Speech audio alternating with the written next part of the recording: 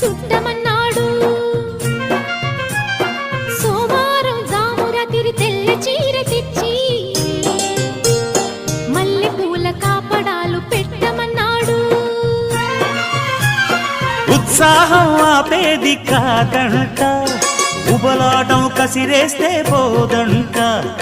ఉయ్యాల జంపాల కథలోనే నువ్వు కొట్టే ఉద్యోగం నాదంట.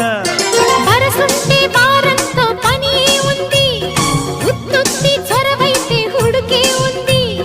మళ్ళీ కావాలన్న మనసు ఉన్నది. వామ్మో ఏం పిల్లది, ఎంత మాటన్నది. బాగున్నది కోడే ఈడన్నది.